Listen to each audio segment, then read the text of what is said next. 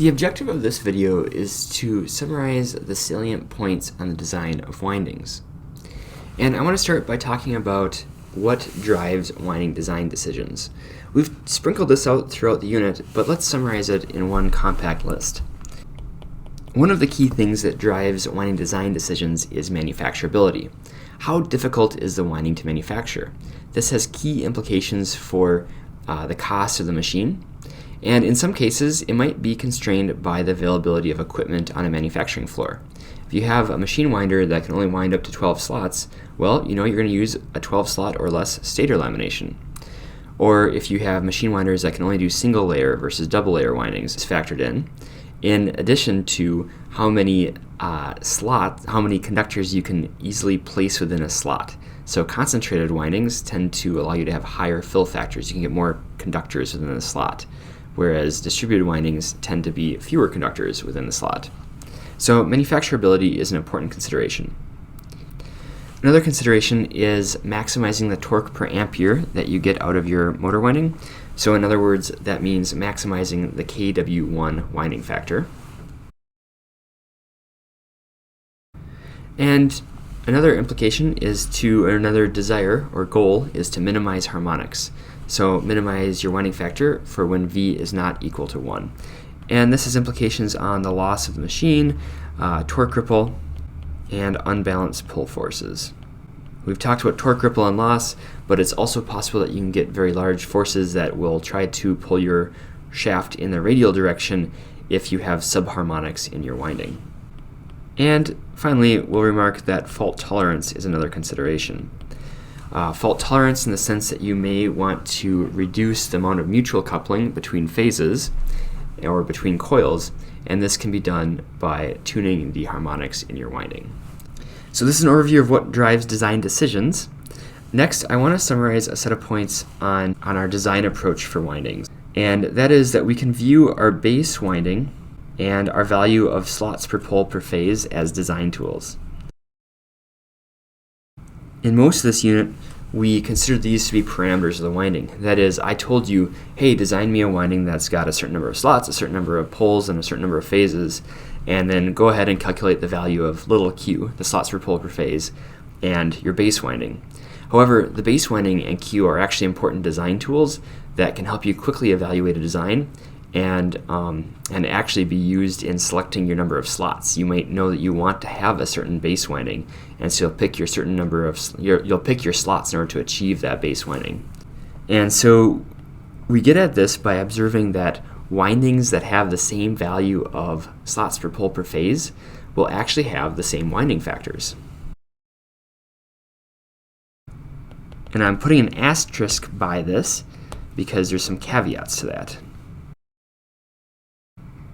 And those caveats are that you'll have the same winding factors if you're comparing two windings with the same coil pitch and the same number of layers. And this is especially useful when we're talking about scaling our winding to a different number of pole pairs. So if you've constructed the base winding for a value of little q equals 1 or little q equals 2, and you've calculated your winding factors, that actually is independent of the number of poles of the winding. So you could realize that as a 1 pole pair motor or as a 10 pole pair motor. So you have a preferred value of slots per pole per phase based on your winding factors that you've observed independently of your number of pole pairs, and now it's time to go realize an actual winding with a certain number of pole pairs. And so you can pick your base winding, that is, you pick your value of little q based on your desired performance, and out comes the actual number of slots you should have in your stator.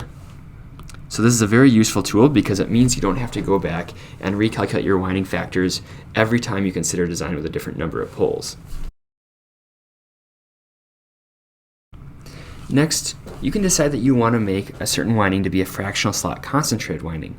And the way you do this is you need to have a reasonable coil pitch for this winding. You don't want your coil pitch to be too short or your winding factors will be very poor. And so usually the rule of thumb is that if you want to turn a design into a fractional slot concentrated winding, you should pick a value of little q to be less than or equal to 1/2. And in fact, q equals 1/2 is a very popular choice.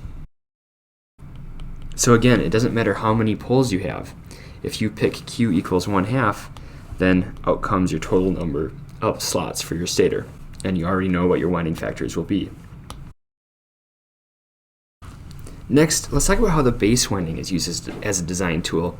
It turns out that actually everything I said right here in terms of little q is actually the same thing that you can say about the base winding.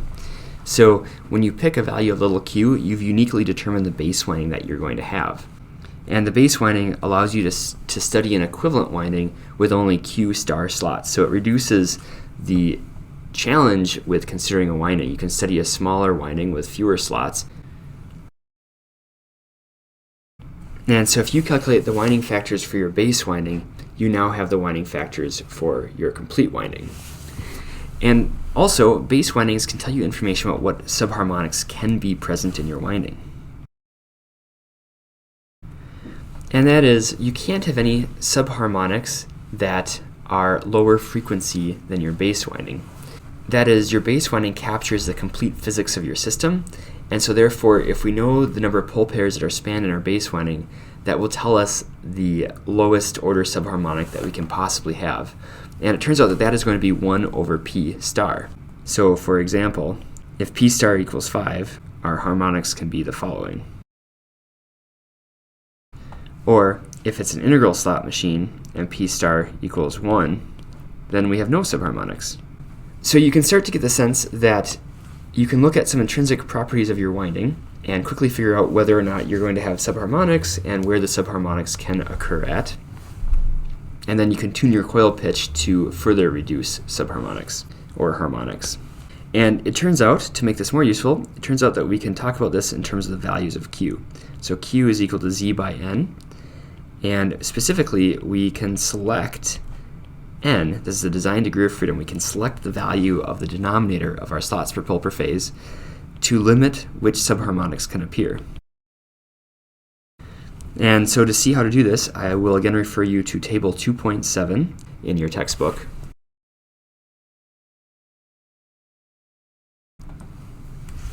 So this table tells us how to determine the value of P star from the denominator of our slots per pole per phase. And you can see that for first grade windings, that is where N is odd, P star is simply going to be N. So for an integral slot winding, P star is always 1. For a second grade winding, P star is either going to be N or N divided by 2, depending on whether you have a single layer winding or a double layer winding. And this allows us to make this very interesting observation that if Q is equal to 1/2, we can get a fractional slot concentrated winding, because remember this guideline up here, Q equals to 1/2, we get a fractional slot concentrated winding. And if we do this with a double layer winding, we get no subharmonics. We can see that because here N is an even number, so it's a second grade winding. And since it's double layer, P star is going to be equal to N divided by 2. So P star is going to be 1, which means that there are no subharmonics possible, which is part of the reason that this is a very popular fractional slot concentrated winding. In general, anytime N is equal to 2, we will have no subharmonics. So in general, fractional slot windings with N equal to 2 are quite popular. And why do we care about subharmonics? Subharmonics lead to these radial forces that I mentioned.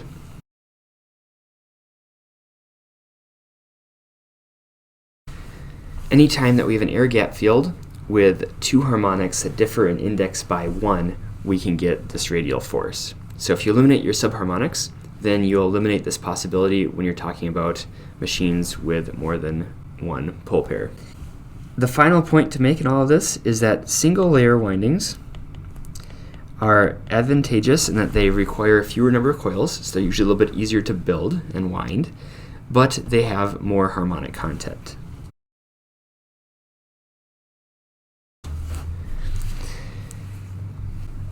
So in summary, this video is concluding our winding design unit. We've summarized a few salient details of our design process for windings. First, we talked about what drives our winding design decisions, what the motivating factors are.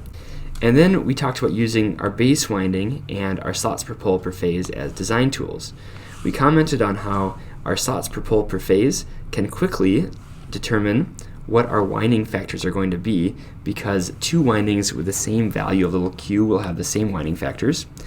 And we talked about how we can fine-tune our slots per pole per phase, that is, how we can pick n in order to determine which subharmonics are possible within our winding. Finally, we commented on the difference between single layer windings and double layer windings.